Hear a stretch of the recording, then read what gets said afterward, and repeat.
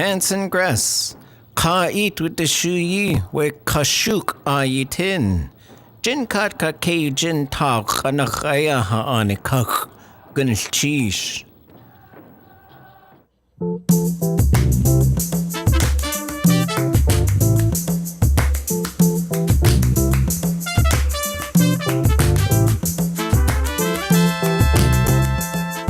From listener-supported KTOO, welcome to Juneau Afternoon. It's Thursday, September 11th, 2025. I'm your host, Boston Christopher, Gunith Cheesh, Hawa, Toxic Newsome, Salamat.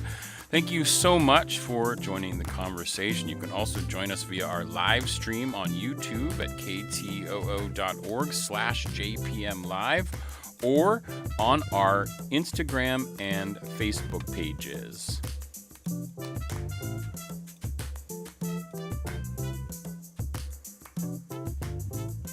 Conversations coming up this hour. Folk Fest in the fall? Yes, indeed. A benefit concert featuring the hit group from last spring, The Centuries. We find out the details today.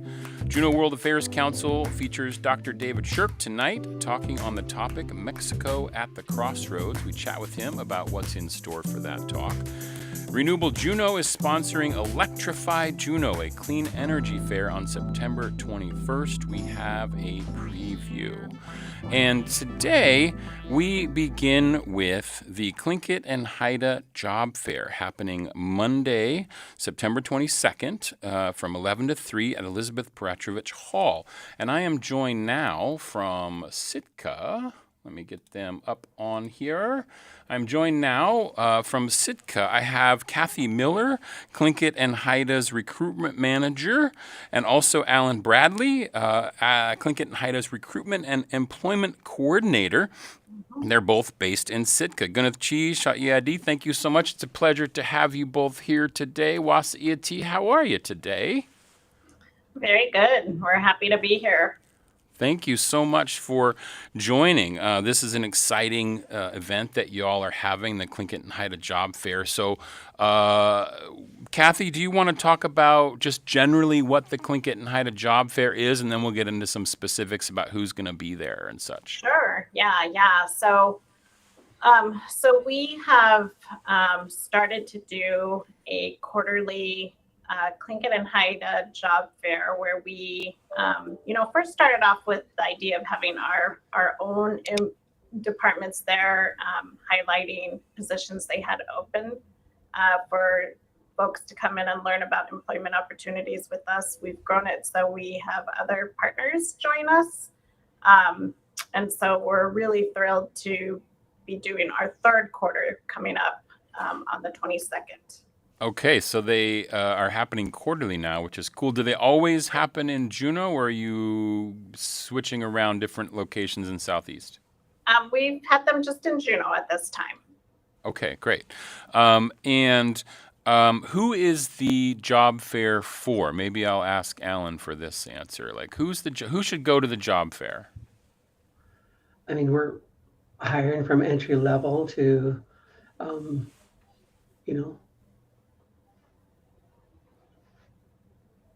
like director positions up there. So it's a wide variety of applicants that could come join us. So it could be folks who are just out of school, but also people who might be looking for work who may have some experience as well. Yeah. Definitely. Correct. Okay. Mm-hmm. Great. Yep. Awesome. And do you have to register for this event, or is it something that you just show up to? You don't have to register. Okay. Yep. And Kathy, how many people in the past couple that you've done of these job fairs, how many people have you had show up? We've had a showing of about probably 75 to 100 folks attend. Oh, wow. That's awesome. Yeah. So we've had, a good turnout. It's open to absolutely anybody. Anybody can come and join us. It's, we try to make it accommodating for people's schedules. We do it during the work week. So we've done it on a Monday. But the hours we're aware that folks might not be able to get away. So we try to do it during the lunchtime so they can break away and come join us. Oh, yeah, like 11 to 3. So in that zone of, lunchtime, which is perfect for folks who may already have a gig but are looking for Right. something new, right? Yeah, exactly. Yep. Stroll on in and learn what we've got going on. Yeah, okay. And I know that, Alan, you talked about who it's for and what kind of positions are available. Can you talk about some of the people who might be there that we can meet from Tlingit and Haida, the various different departments that might be there? Sure. Some of the departments that we're going to have there are hospitality, our early education department, public safety, and then we have some partners such as Search is going to be there, Gold Belt, Allen Marine, and Sea Alaska Heritage. Oh, excellent. Okay. So is that part of what you were talking about, Kathy, in terms of kind of expanding the Yeah. reach? Like you started it as Tlingit Yep. and Haida, but now you've invited these other partners in. How did that take place? So just kind of using Search as an example, there's a lot of folks in particularly Juneau, there's a lot of people looking for work there. There's a lot of people in the healthcare environment. We really felt like it was a service to bring that type of employer to the table. So if people are looking to get into tribal government or enterprises, we are a great option. If people are more interested in healthcare, Search is definitely the place people will want to go. So we wanted the idea of bringing employers together where anybody could go to this job fair and really find what they're looking for as far as their employment goals. So in addition to offering employment, we have expanded it to have some resources available. And when I speak of resources, Tlingit and Haida has an employment and training department.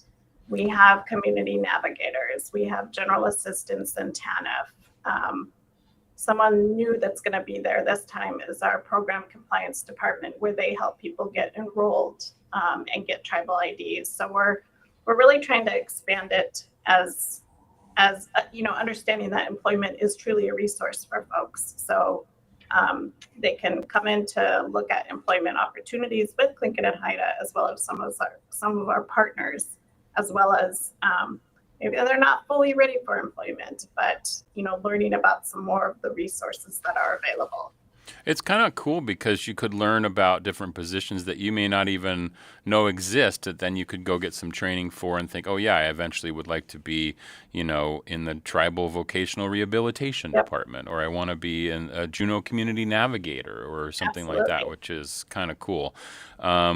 And so if you know folks out there looking for employment, this is a good, wonderful opportunity. Again, it's happening September 22nd.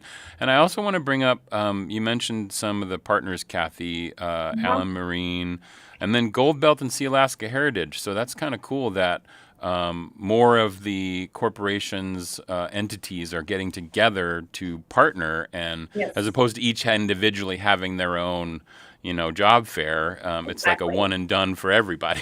Yeah, and that really is the goal. Of course, we want to fill all of our positions. We want people to come work for us, and we're a great place to work for. But we do want, our goal is to help as many people as possible. So we realize that extending that reach to some of our partners will benefit some of the attendees, definitely. Absolutely. So I want to ask you each just a little bit about what you do. Alan, you are the Recruitment and Employment Coordinator. What does that job entail?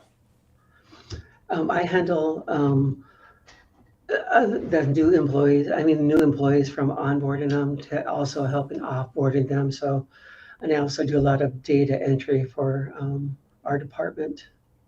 I see. Okay, that's cool. How long have you been doing that? I've been here for 3 years, and I started as an admin assistant and have moved up to this employment and recruitment coordinator. I love that internal promotion. Awesome. Absolutely. That's really cool. And Kathy, you're the recruitment manager. What does that entail? Yeah. So working with really identifying the needs based on the departments and their hiring needs, working with the managers, developing the job descriptions, really finding the best fit for the role that they need. That's a big portion of it. And then like Alan was saying, we make sure that the folks get in the door and are constantly trying to improve that effort of onboarding and just, making sure new employees feel welcome, and that their onboarding experience is a good one. How many employees at Tlingit Haida? We are about, I want to say we're probably around 550, just under 550. 600. Mm-hmm. Wow, that's amazing. Yeah. Yeah, we've grown. That is awesome. And so, again, this is the Tlingit Haida Job Fair. It's happening September 22nd, which is a Monday, from 11 to 3 in the morning to the afternoon, 11 a.m. to 3 p.m. It's going to be happening at Elizabeth Barachevich Hall. Everyone is in welcome, and you can meet the staff from Tlingit Haida, as well as Allen Marine, Gold Belt, Sea Alaska, Search, and, of course, this is important. Bring your resume, right? Yes, and be absolutely. ready to potentially have an interview on the spot. Do you have any tips, Kathy, on like what kind of questions someone should prepare for to be ready to answer on that day? I think just having, the most recent up-to-date resume is good. We typically, the types of positions we've interviewed for on the spot are not necessarily your full-time benefited positions, because that would be more of a panel interview. But some of our hospitality jobs, which we hire year-round, for like baristas, prep cooks. Another one I can think of would be like the Elizabeth Hall event technicians. Some of those that are not necessarily full-time right off the bat. Those are the ones that they could do like a really quick interview and start, like a pre-hire drug screen and initiate some background check processes. So Yeah. I really think just having your resume and have a few of them available so you can hand them out to different folks. I think that's the best advice that I would have for folks coming. Okay, pass them out to people. And is this only? Oh, we broke up just a little bit there. Yes. For tribal members, or is It's not. No, not? Okay, it is everyone not. is Nope. welcome. Okay. Everyone is welcome. If you're looking for a new position, if you're looking to find out some information on resources. One of the things I did want to, before I get off the line here, is one of the folks that we're going to have there. And although there's not this position in Juneau, for folks that might be interested in law enforcement, we will have the village public safety officer recruiter on site there for some of the smaller areas. And I just want to be sure that we put in a pitch for them, because they'll be there. And so they serve those real smaller, the smaller communities. And it's a wonderful opportunity for people looking to get into that type of career. Excellent. It's Kathy Miller, Tlingit Haida's recruitment manager, Alan Bradley, who is the recruitment and employment coordinator. It is the job fair happening on Monday, September 22nd. And to find out more, there is a Facebook event for this, so you can search Tlingit Haida Job Fair on Facebook. And I'm sure you can also find information at tlingithaida.gov. Yes. But it would be wonderful if ones are interested, if they could go in and indicate they're interested and or attending at that on the Facebook event. Mm-hmm. Okay, yeah, just search Facebook. I'll also link it to the web post for today's episode. Thank you so much, both of you, for joining me. Gunath Cheesh, I really appreciated learning about this. Yes, thank you so much for having us. Okay. Thank you. Thank you both. Appreciate it. All right, you're listening to Juneau Afternoon on KTOO. We'll be right back. This is a star party coming up right now.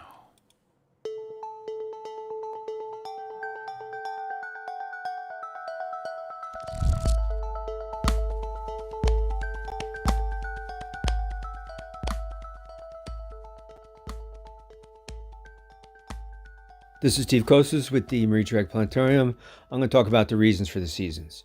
There's a misconception that the reason for the seasons is that the Earth's orbit around the sun is not a perfect circle. When the Earth is closer to the sun, that's when we'd have summer. And when the Earth is further away, that's when we'd have winter. Now, that's not true for two reasons. One is that if it were true, we'd have the same seasons in the northern and southern hemispheres, and that's not true. The seasons are opposite in the two hemispheres.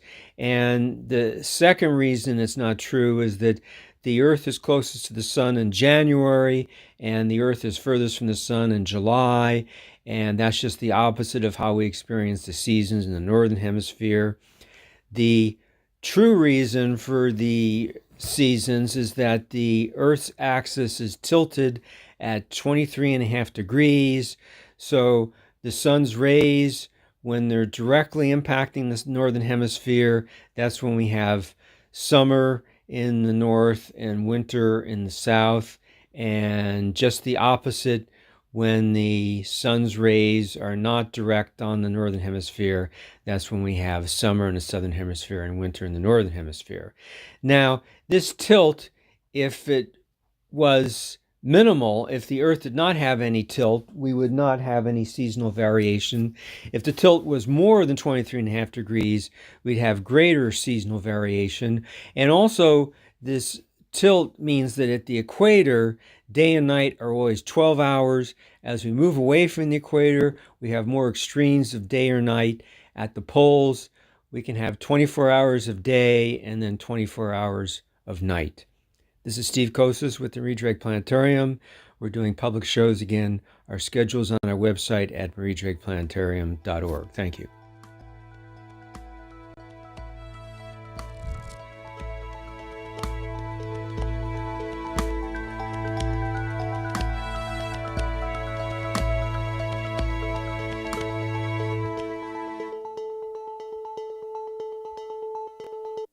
Support for Juneau Afternoon comes from Heritage Coffee Roasting Company, providing Juneau with locally roasted coffee for over 40 years, with cafes and drive-through locations throughout Juneau.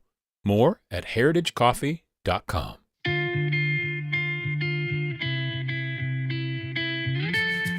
You are listening to community-supported Juneau Afternoon on KTOO 104.3 Juneau, 91.7 Juneau Auk Bay, and online at ktoo.org. I'm your host, Boston Christopher. You can also join us on our live stream on KTOO's YouTube, Facebook, and Instagram pages. You can even make a comment, and I might see it, which is always appreciated. So thank you so much for listening and tuning in on the live stream. So, Renewable Juneau is here.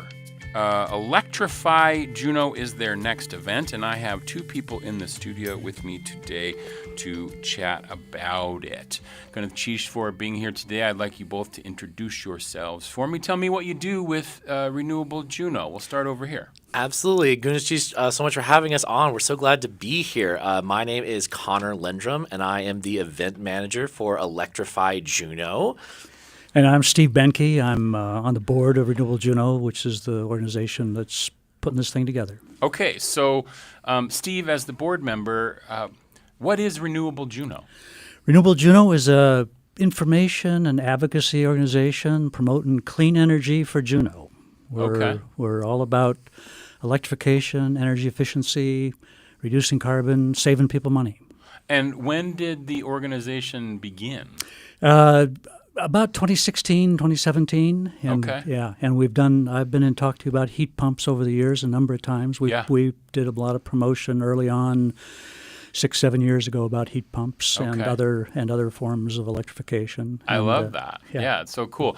Now, I know it's interesting. We just posted this story on ktoo.org about the electric cars and how Lonnie out at Affordable Auto is like, I got to put them on the ferry now because they can't come on the shipping containers, right. Which is really interesting. You know, I mean, I think that's fascinating because I feel like we've seen I know that's not the only thing y'all do in terms of electric, but electric cars have become a thing here in Juneau, it seems like. Electric cars are a big thing. There's about 1,100 of them in town. A big chunk of our transportation now is electric vehicles, and getting more all the time, or would like to if we didn't have hurdles like that. And that's one of the topics that we're going to be discussing. We're going to have a booth on electric vehicle myths and misinformation. One of the topics that we'll be discussing at our fair. Oh, nice. And I went to L.A., I don't know, it was last fall or something, and I have an electric car now here in Juneau. And one of the things I appreciated by going to L.A. was that in Juneau, most of the charging stations are no cost. which is when you go to LA and they say they have the most electric cars of anywhere, my but then goodness. finding an open and available charging station that works, and because there's so many companies now that are managing those. We went to one in like a garage, and it wasn't working, and I called the number, and they're like, "Oh yeah, that one's out of commission," and it was insane. Yeah. Well, it's a challenge, and Juneau has a unique system. Really, it's kind of this collaborative, community-based system for doing these public EV chargers. Yeah, and, it's absolutely awesome. Yeah, that's one of the best things. And one of the reasons why we're putting on this event is because our understanding is that a lot of people in Juneau don't really realize how good we have it. AEL&P is able to provide such incredible clean electricity to Juneau at such an affordable rate compared to the national average.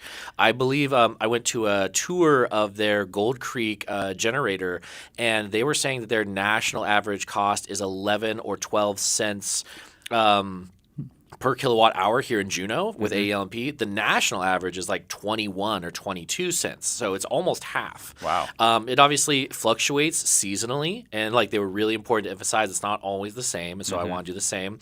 But it means that the cost offset of having an electric vehicle here in Juneau is even better than it would be in, say, LA. Yeah. Gotcha. Okay. And I was going to say, and that's a key reason that we're putting this event on is we're looking. This is part of a national event called Sunday, which is happening on Sunday the 21st. It's a national event to celebrate renewable energy, and that's been created by a number of groups around the country. But they're putting on this Sunday special day to celebrate renewables as a counterweight to the fossil fuel industry and the fossil fuel interests. And Juneau is such a showcase for that because we've had renewable power for 100 years, and we're making incredible use of it. So as the rest of the country catches up and figures out how to do solar and how to do wind and so forth, we're kind of on the cutting edge in terms of being able to use that clean hydro to do the work that we want to do, which is move people around in cars and heat their homes with heat pumps. And so Juneau is really kind of out there. And that's kind of what the fair is intended to celebrate that. Look at the businesses that are taking advantage of it. Look at the opportunities for heat pump adoption. We've got Alaska Heat Smart that's going to be rolling out a new rebate program that provides $4,000 to $8,000 rebates for heat pumps here in Juneau. Yeah, that is almost automatically you qualify for. Yeah. And so there's going to be a lot of information at this fair that is, like it's right there in the name, Electrify Juneau. All the different ways that you can incorporate electricity into existing other power systems or replace other power systems. Like, it's Juneau. A lot of people heat their homes with oil, and that's expensive. And also we all know the other downsides to using oil. And so when you switch over to electricity, you are saving money. I mean, there's an upfront cost, of course, with the upgrade. But this fair is Electrify Juneau. We're going to have a whole section that is about savings start at home. And so that's going to have Alaska Heat Smart, which is a nonprofit all about that. It's also going to have one of our top sponsors, True North Federal Credit Union, who offers low interest loans to help finance things. And we'll have contractors there to talk about like the real world effort it takes to upgrade your home to have heat pumps. And so that's just one section. We have 5 sections. We've got one about local businesses. We've got one about our infrastructure. We've got one about gasless transportation, which is where our EVs will be talking about. And we've got a section that's all about Power Together that is all of our different community and activist groups. So other ways to get involved if you're not in a position to, buy a new car or upgrade your home's heating system. Sure. Yeah. I'm talking to Connor and Steve from Renewable Juneau. We're talking about Electrify Juneau, a clean energy fair, which is happening on Sunday, September 21st. It's going to be from 2 to 5 p.m. at the Jack. It's free of charge.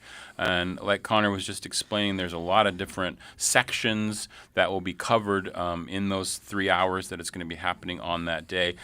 So why, Connor, did you all decide to put on the Electrify Juneau clean energy fair? Where did the idea come from? Where the idea came from is a better question for Steve, but I know the why, and it's because there are so many different events that happen in Juneau. There's rallies. There is other great events that happen that are about like renewable energy, that are about sort of general climate activism that are really great.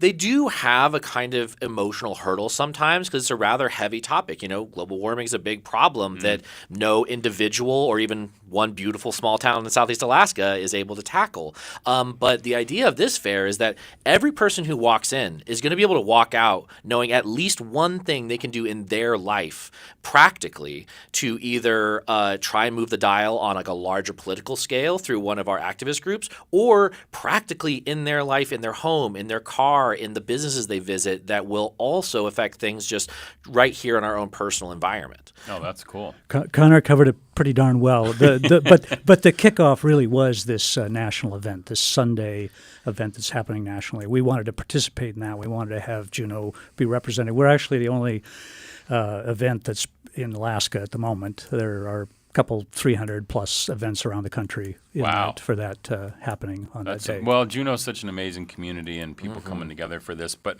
what's cool about this event is not only are you going to have these stations, but I hear you're trying to make it fun for the whole family. So what else is going on there, Connor? It's the Electrify Juneau Fair. It is going to have carnival games. Thank you so much, UAS. They're letting us rent out some of their carnival games. And so we're going to have like a giant Jenga, like foam axe throwing, no real axes, but things like that where like kids can come, adults can come and play. And also we're going to have live music. We're going to have Lisa Denny. We're going to have Fish Hook. We're going to have Dara Relatos. We're going to have Marion Call performing. Just wonderful, Juneau performers. So we'll have a really fun atmosphere.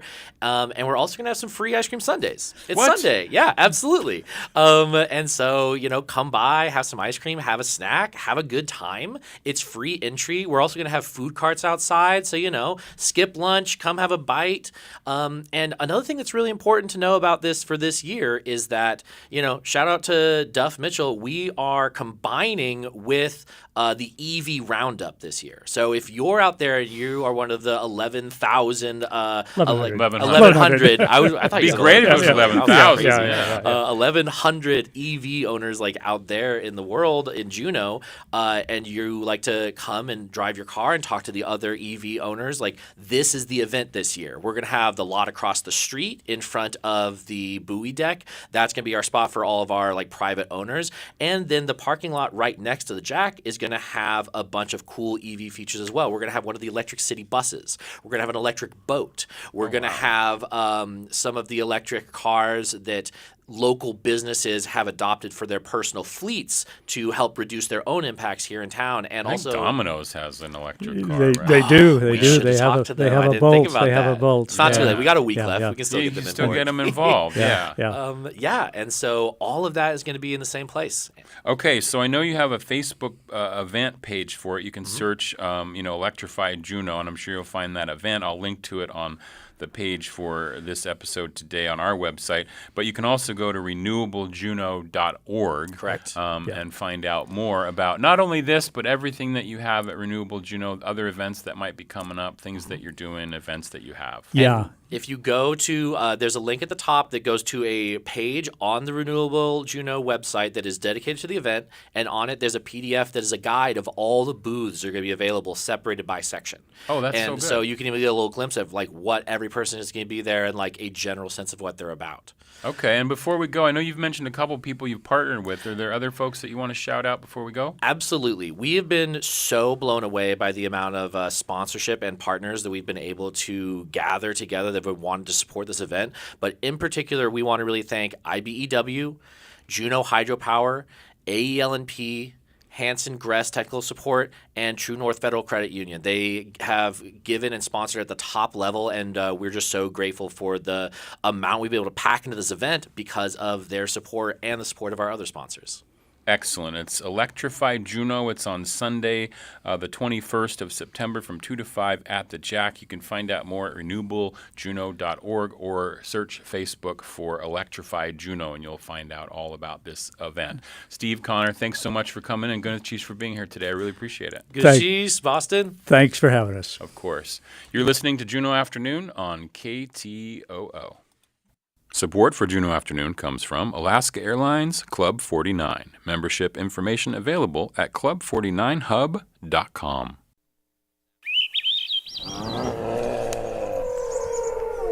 Sounds wild. Hi, I'm Riley Woodford for the Alaska Department of Fish and Game. The forest is snow-free on this chilly March day, and hiking off the trail I spot a beautiful 3-point antler lying on the ground, shed last fall by a Sitka black-tailed deer. I could leave this for mice and porcupines to chew on, providing a little calcium for their diet, but it's very nice, and I tuck it into my pack. Sometimes those chew marks make a shed antler look cool, neat rows of parallel scratches made by those tiny teeth. I'm not a dedicated horn hunter, as many such people describe themselves, although they're actually antler hunters, but I do save shed antlers when I find them. In Alaska, it's legal to keep naturally shed antlers and the bones and skulls of terrestrial animals. I find beaver and porcupine skeletons, and I save the skulls, which are actually pretty similar looking. I picked up mouse and vole skulls out of owl pellets. Although it's usually legal to keep shed antlers and bones, it does depend where you find it. Land ownership is important. It's illegal to take anything out of a national park. So a moose antler shed on the Gustavus Forelands is legal to take, but if it falls off a mile away in Glacier Bay National Park, it has to stay there. For Sounds Wild, I'm Riley Woodford.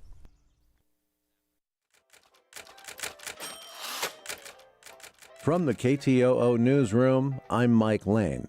Today is Thursday, September 11th, and taking a look back at this day in 1886, Sisters of St. Anne's opened a hospital and a school right here in Juneau. That's a look back at this day in 1886.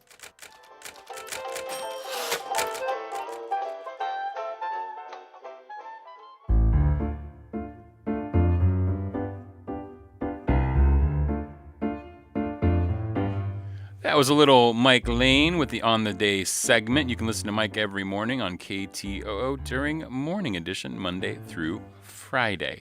You are listening to Juneau Afternoon from Studio 2K at KTOO, dedicated to Carolyn Hobbs Peterson. Tonight at 5:15 downstairs here at KTOO, the Juneau World Affairs Council is welcoming Dr. David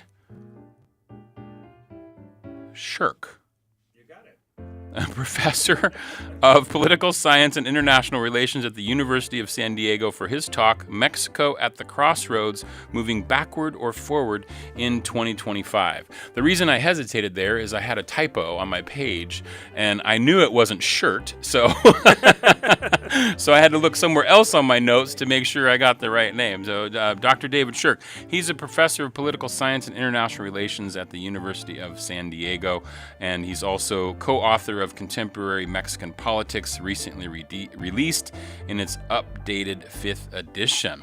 Wow. Gunneth Cheese, Chatyedi, thank you so much for both of you being here today. I really appreciate it. Wasiati, welcome to Juneau.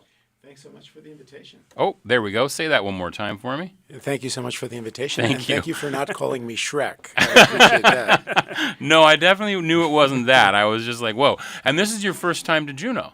That's correct. Yeah. Oh, that is so awesome. It's a beautiful place. I'm so happy to be here. Yeah, and we have this lovely rain to welcome you. It's how we live most of the year.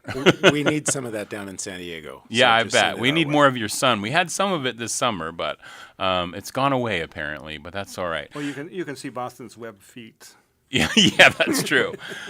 So, Bruce, just remind folks real quick before we talk to Dr.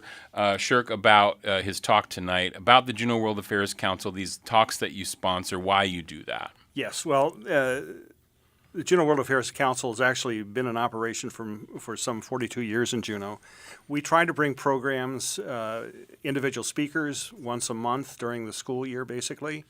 We host an annual forum, which will be taking place in October, where we bring in multiple speakers to focus on a particular theme. This year, that theme will be looking at the United Nations Convention on Law of the Sea and its implications for Alaska, for the United States, the consequences of us not having ratified, and the possible benefits of doing so. which has become a particularly timely topic given the developments recently in the Arctic, the expansion of Russian and Chinese activities in the Arctic, and competing claims over the seabed, among other things. Then our other major event of the year takes place, and this year will take place on January 31st, is our annual World Affairs Forum, which, well, not the forum, but what we call World Quest, and it's our trivia. The trivia that Carl Broderson puts together. Absolutely right. I mean, he's the magician that makes it happen every year. And then the other activity that we undertake is our Tuesday night travelogues, and again, once a month, we'll have a Juneau speaker focus on some travel event that they've done in some obscure corner of the world. And Juneauites, as you know, travel everywhere. And we'll be starting that program in October as well. In October, okay.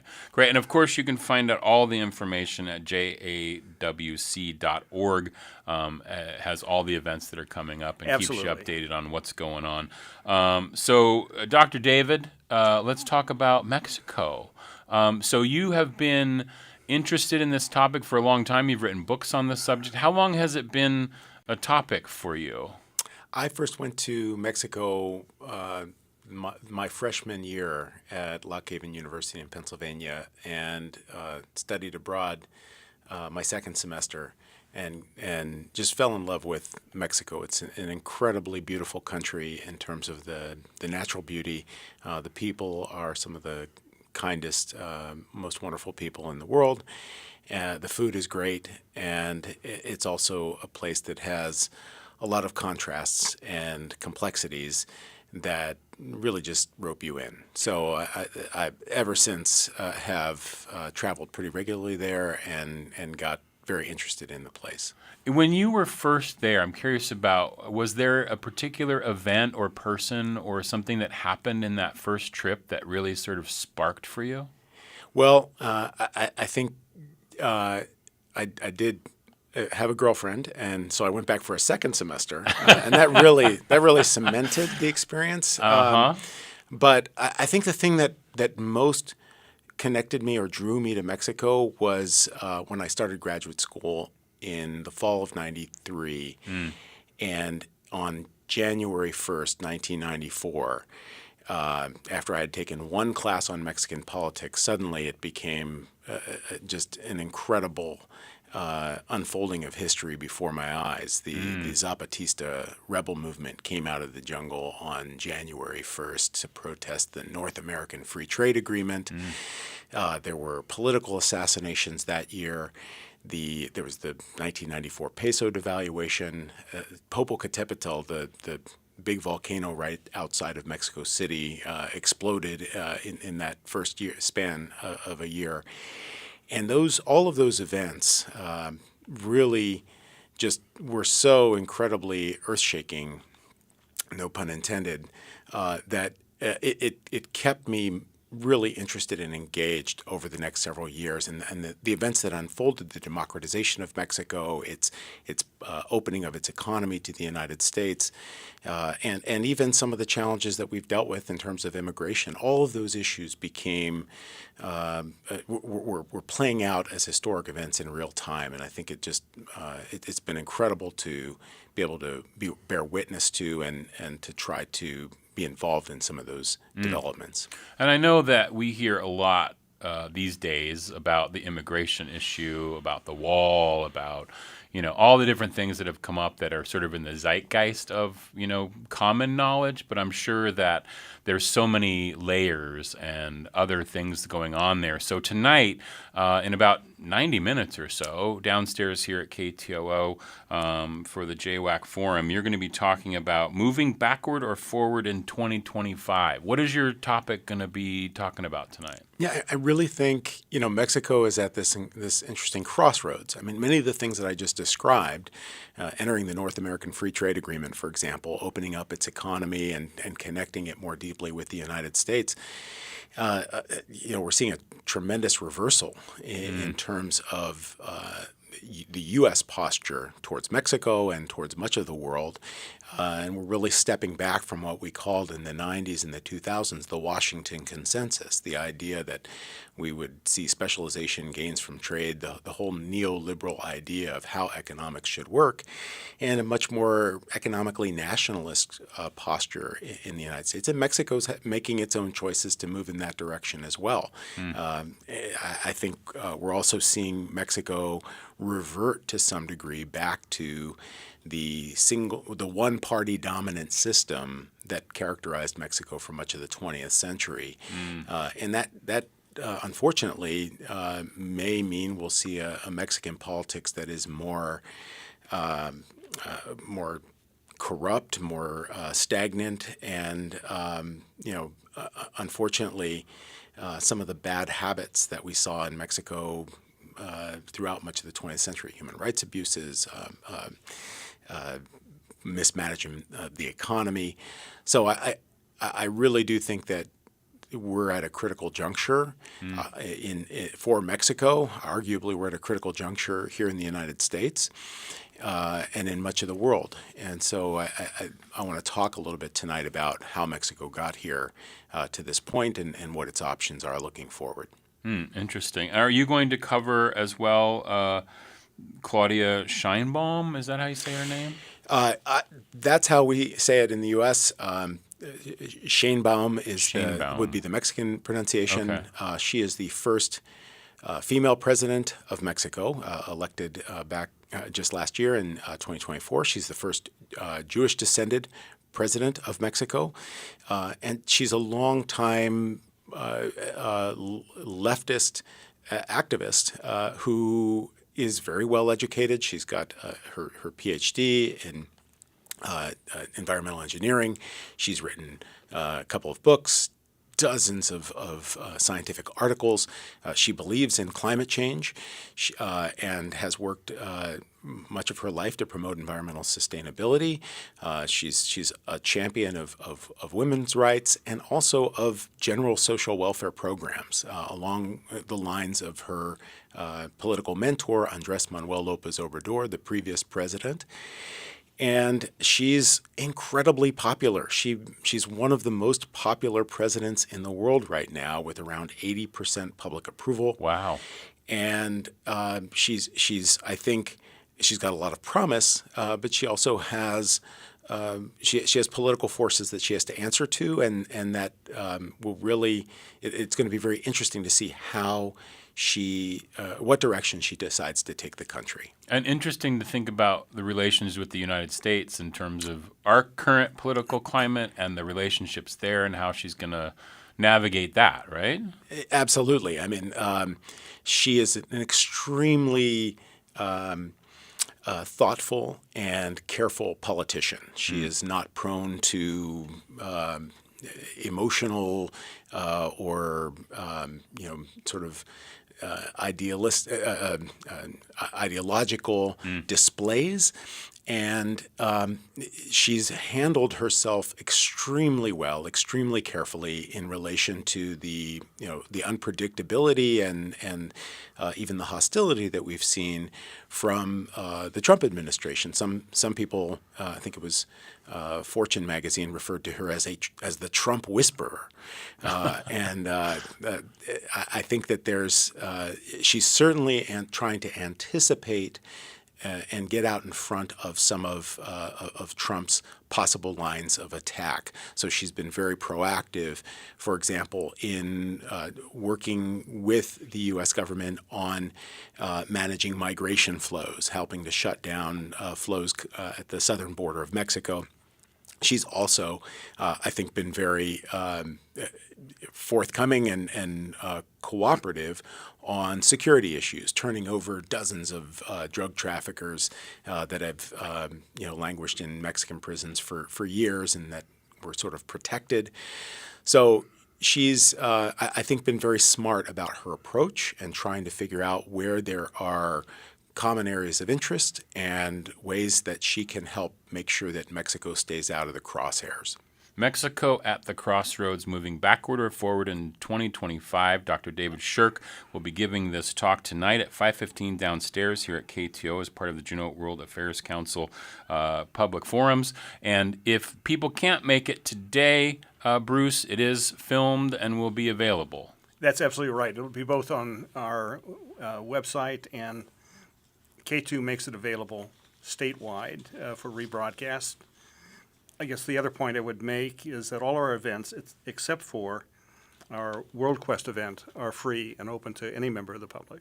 Absolutely. Awesome. Thank you so much, Bruce, for coming in. And David, thank you so much. Gunath Chish, break a leg tonight on your talk. Really appreciate you being here today. Thanks so much for having me, Boston. You're listening to Juneau Afternoon on KTOO. You're listening to KTOO's Tlingit Word of the Week. This week's word comes from Keishi Besikuli. The word this week is teeth. Teeth. That means chum or dog salmon. And here's a sentence. Teeth to this lind dach ocht yes yut. Dog salmon too. They swim to Teslin in the fall. Let's hear it again. Teeth. Chum or dog salmon. Gunath Chish to Juneau Lance Twitchell, Goldbelt Heritage Foundation, and the University of Alaska Southeast for this audio.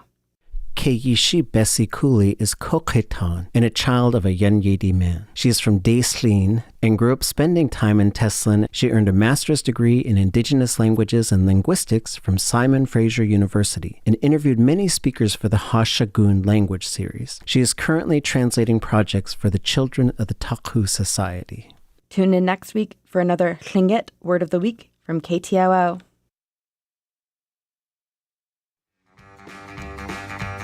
Well, it serves me right. Take a chance on you. You done me wrong. I'm feeling blue. Well, hush my mouth. It's what they say. My good girl just walked away. Well, I thought that we were doing fine. Sharing love, yes, all the time. Tell me how was I to know I'd be all tore up and feeling low. Well, it serves me right. Take a chance on you. You done me wrong. I'm feeling blue.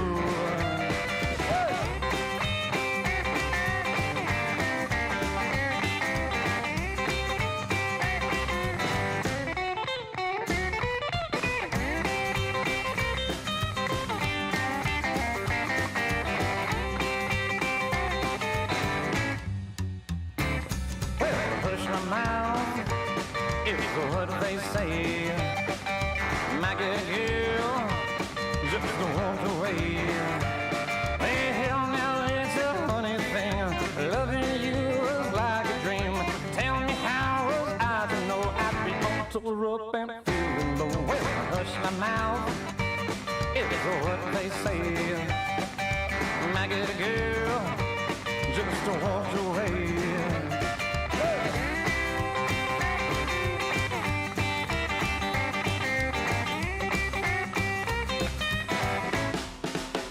You are listening to community-supported Juneau Afternoon on KTOO at 104.3 Juneau, 91.7 Juneau Akbe, and online at ktoo.org. I'm your host, Boston Christopher.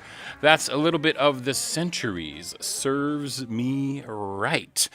This past April, the Centuries played an electric set at the Alaska Folk Festival. They also just wrapped up a tour as the backing band for Deke Dickerson, who was this year's festival guest dance band, who we also featured on a special live Juneau Afternoon, a full hour of Deke Dickerson, which was awesome. And now, a week from now, on Friday, September 19th, the Centuries are back in Juneau for a Folk Fest fall fundraiser, a lot of F's there, at the Jack. And I have a preview here with board members Hannah Wilson and Reber Stein. Gunath Chish, Ha'iadi, thank you so much. It's a pleasure to be here. Wasiti, Hannah, how are you today? I'm great. Thanks so much for having us. We're super excited to get to hype everyone about this cool event. Thanks yeah, again. It's so cool. And Reber, welcome. Gunath Chish for being here. Thank you so much. You were instrumental in getting the Deke Dickerson and the Western Swing All-Stars for our special 1-hour show on that Friday, which was awesome. Absolutely. And I mean, what an extraordinary group of musicians. It was so cool. And now the group of musicians that was backing Deke then, it wasn't the Centuries. It was a bunch of other folks. But correct. This tour that they just did, it was Deke Dickerson and the was it the Whispers? What is it? Whippersnappers. Whippersnappers. So, Whippersnappers. So I think Deke has gone out of his way to cultivate an interest in roots music among a younger generation, and so I think he's doubling down on that age gap that he has with the three fellas in the Centuries, and when they back him, they go by the name of the Whippersnappers. I love it. It's so cool. So Hannah, just remind folks. I think most people in Juneau know what the Folk Festival is, but just remind us about the Folk Festival.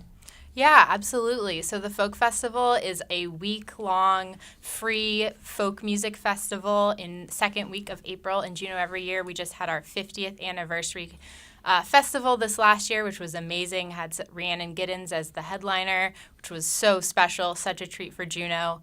And yeah, it's a great community event. Just really tries to bring folks together to celebrate spring and music and community every year. Rhiannon came in here and did some songs and just like blew this little room away. It was unbelievable. And her work on the stage with all the folks she was playing with was pretty awesome. So Reber, what's the deal with fall fundraiser? How did this idea come about? Well, I think the Folk Festival from time to time has hosted a fall fundraiser of sorts, and so we're the idea is both to continue to raise money for a successful marquee event, as well as engage the community and do something fun in the fall, and scheduling for us worked out to do something here the end of September, and so we're excited to bring the Centuries up for this event at the Jack. Was there a reason that you picked the Centuries, or was it that they were available and interested in coming to Juneau? How did that work? They visited Juneau, or they performed for the first time in Juneau in April, and they were met with just a lot of enthusiasm, and it wasn't my idea. There were other board members that were interested in bringing the Centuries back. They earned a standing ovation during their 15-minute set on the main stage. Wow. They did play a couple of shows around town during the few days they were here. And this is an opportunity for people to catch the Centuries this fall. Let me catch people up here. It's the 2025 Alaska Folk Festival Fall Fundraiser. It's going to be at the Jack, not tomorrow, Friday, but next Friday, September 19th.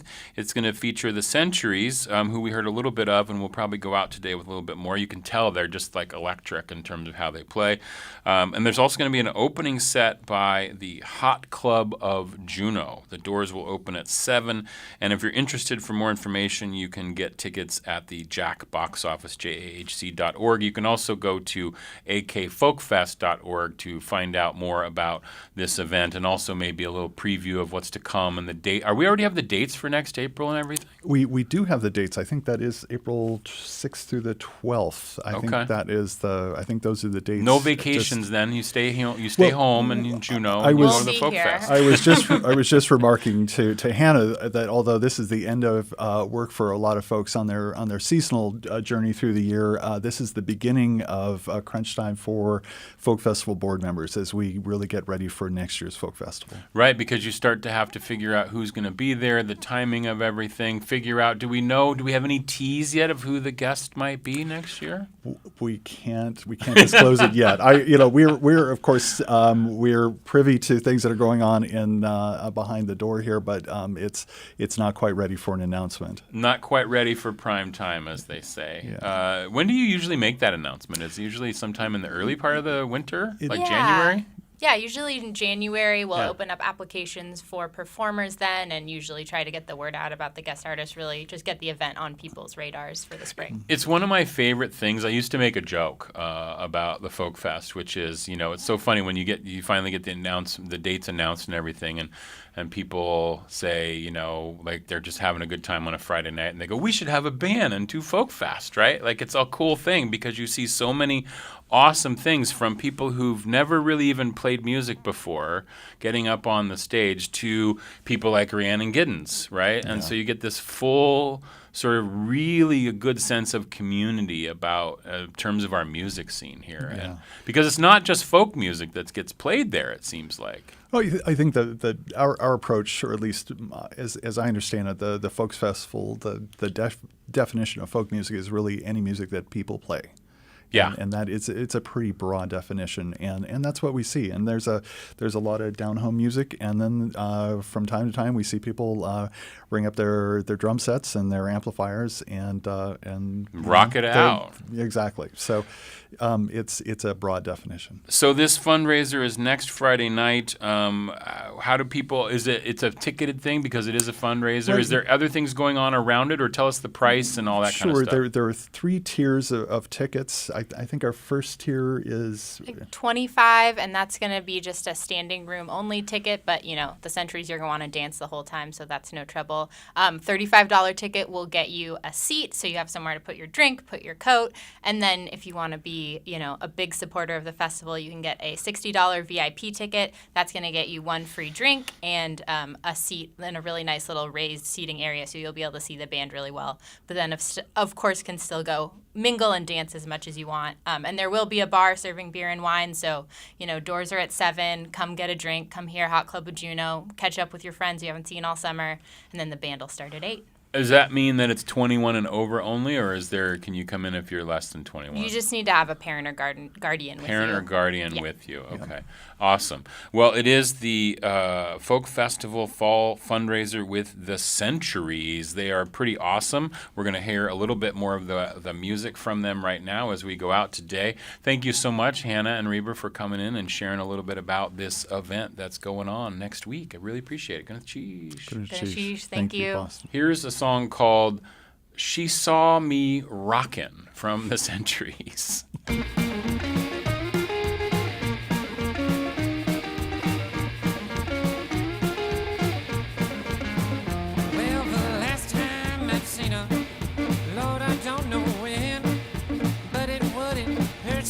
If I never did again, 'cause I've been rocking, Lord, rocking all night long. And as long as I don't see her, well, she might as well be gone. Well, the last time I'd seen her, heart was in such pain. Begged that woman not to go. She took off just the same. She went out rocking, all night long. And I never saw a woman treat a man oh so wrong.